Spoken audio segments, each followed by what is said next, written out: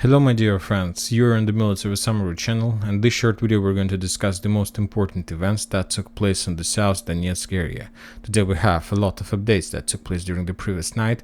I suppose that Ukrainians are going to have at least a few days of operational pause for regrouping and so on, but as I understand, based on the information we have, the Ukrainians completed their regrouping, or they were doing some kind of regrouping while the main Ukrainian forces were storming Urozhaine and Staromayorsk. And let's call it like 2 days after the big end of the battle of Urozhaine, the Ukrainians launched significant artillery strikes, artillery preparation, drone strikes against the Russian positions in the fields between Urozhaine, Staromlynovka, Kremenchuk, and South. We see the focus of Ukrainian activity.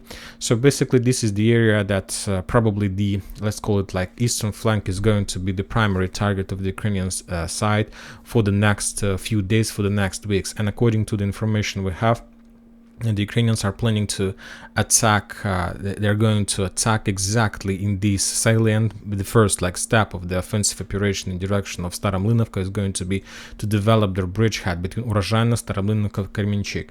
So basically the Ukrainians will try to attack to the south among the fields in direction of Staromlynovka. Of course, from this direction of attack, they're going to be a small attack in direction of Zavitno Bazhanye, and from the same direction the Ukrainians will try to attack in Kremenchuk, and also they will try to make another branch of attack in direction of Novodonetsk. But if you remember, as we discussed yesterday, to attack Novodonetsk and to attack this flank, also the Ukrainians need to make few attacks a little bit to the east of this area in direction of Novomayorsk, Shevchenko, and Pavlovka. And today we got also from the Ukrainian side a lot of videos, a lot of updates of bombing and clashing and attacking the Russian positions in Yegorovka, the main logistical operational hub of operational reserves. Currently the Ukrainians were attacking this area just using drones. There were a lot of buildings, a lot of ammo depots and armored vehicles damaged during those attacks. So we see that the Ukrainians are trying to pin down the Russians in this area, and meanwhile they will try to attack in this salient. So this is the Ukrainian tactics. They're not going, as I understand, they're not going to try to capture Novomayorsk, Shevchenko. The only thing they're going to do is to use artillery strikes, drone strikes to pin down the Russian activity in this area. Meanwhile, they will try to develop their positions among the fields. And one more time, also a lot of updates of drone strikes in this area.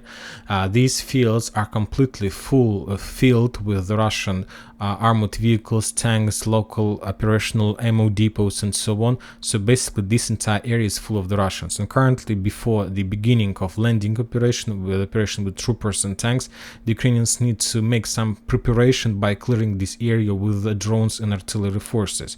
So this is the situation, and as we can see, the Ukrainians are planning to start this operation very soon. They need just a few days to clear this area with drones, and after that they will start infantry and army operations, so landing operation.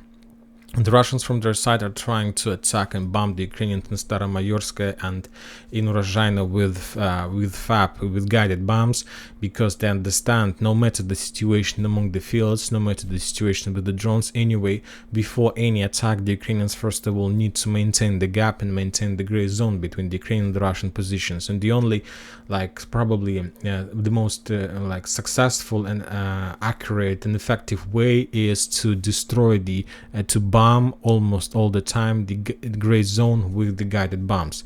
We know that, and we see that Ukrainians probably don't have effective air defense system to shut down the Russian aircrafts that currently are bombing this area.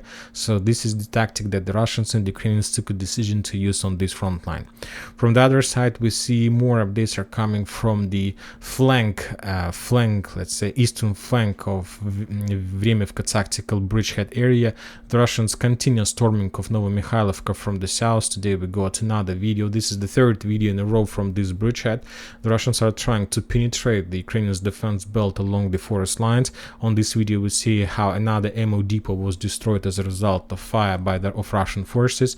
If we increase the number of updates from this area, we see that this at least the third video in a row. So we see that the Russians are really focused in this area, and they do want to capture Novomikhailivka, and by this attack to ruin the entire plans of the Ukrainian forces on the Vremivka tactical bridgehead.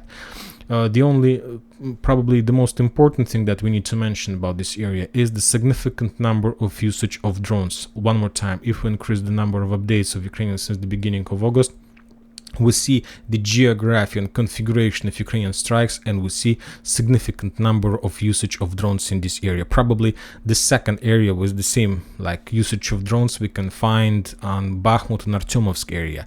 A lot of drone forces. We see the Ukrainians took a decision to invest their time, their money, their forces in this area because probably they realize and understand that maybe they're able to get some success on this bridgehead.